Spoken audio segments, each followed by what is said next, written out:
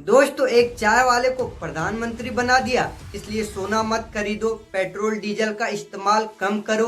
अगर आप भी सोशल मीडिया पर ऐसी बातें सुन सुनकर यही सोचने लगे हैं तो आज की ये वीडियो आखिर तक जरूर देखिएगा, क्योंकि आज बात होगी इमोशंस की नहीं बल्कि फैक्ट्स की, हिस्ट्री की और रियलिटी की। याद है, साल था 2013, भारत की इकोनॉमी दबाव में थी, डॉलर लगातार मजबूत हो रहा था और इंडिया का करेंट अकाउंट डेफिसिट यानी कि सीएडी खतरनाक स्तर पर पहुंच चुका था।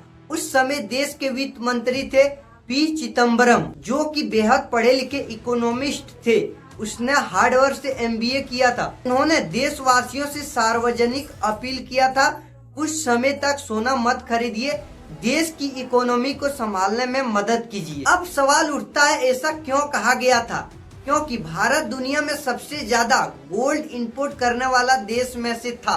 डॉलर बाहर जा रहा था, रुपये कमजोर हो रहा था और देश की बैलेंस शीट बिगड़ रही थी। उस समय प्रधानमंत्री थे माननीय मनमोहन सिंह, जो कि ऑक्सफोर्ड जैसे संस्थानों से पढ़े हुए, आरबीआई के पूर्व गवर्नर।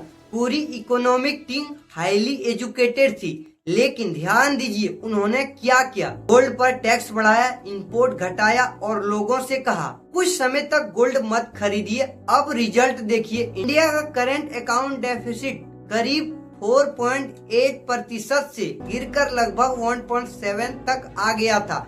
यानी फैसला कठिन था, लेकिन देश हित में सही साबित हुआ। अब फिर से 13 साल बाद जब मिडिल ईस्ट में तनाव बढ़ रहा है, क्रूड ऑयल का प्राइस बहुत ही ज्यादा महंगा हो रहा है, डॉलर फिर प्रेशर बना रहा है और प्रधानमंत्री माननीय नरेंद्र मोदी लोगों से संयम की अपील करते हैं, तो कुछ लोग तुरंत शुरू हो जाते हैं, चाय वाला अनपढ़ है, इकोनॉमी खत्म कर दी। लेकिन सवाल ये है, अगर वही बात बहुत ही पढ़े लिखे लोग बोले तो उसे कहते हैं इकोनॉमिक स्ट्रेटेजी, और अगर वही बात एक चाय वाला बोले तो मजाक लगता है। दोस्तों, देश भावनाओं से नहीं चलता है बल्कि डेटा से चलता है।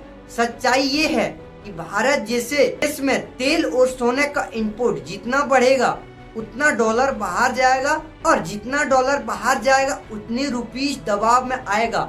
और कुछ लोग आपको बोलेंगे सारा पैसा यूएस मार्केट में डाल दो, डॉलर ही फ्यूचर है, भारत में कुछ नहीं रखा है। लेकिन याद रखिए, मार्केट में सबसे खतरनाक चीज होती है फोमो, यानी कि फेयर ऑफ मिसिंग आउट। यही लोग थे जो चांदी 4 लाख पहुंचे थे और ऑल टाइम हाई मार रहे थे, तो पूरे यूट्यूब यूनिवर्सिटी के वॉरेन बफेट बन गए थे और हर वीडियो में चिल्ला चिल्ला कर बोल रहे थे, अभी नहीं खरीदा तो जिंदगी भर पछताओगे, ये सीधा 10 लाख जाएगा, रॉकेट बन चुका है। और जैसे ही मार्केट थोड़ा नीचे आया, वही लोग ऐसे गायब हुए जैसे शादी में खाना खाकर बिना लिफाफा दिए भाग जाता है।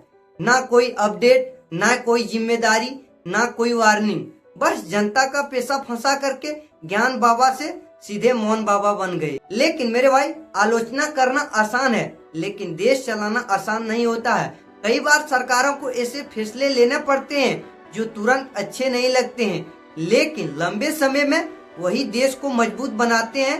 इसलिए किसी नेता को सिर्फ उनकी डिग्री से मत आंकिए, क्योंकि इतिहास गवाह है, देश संभालने के लिए सिर्फ बड़ी यूनिवर्सिटी नहीं, बड़ा विजन होना चाहिए। और आखिर में बस एक बात कहना चाहूँगा, सोशल मीडिया की भीड़ में से मत बहिए, डाटा समझिए, इकोनॉमी समझिए, फिर खुद तय कीजिए सच क्या है।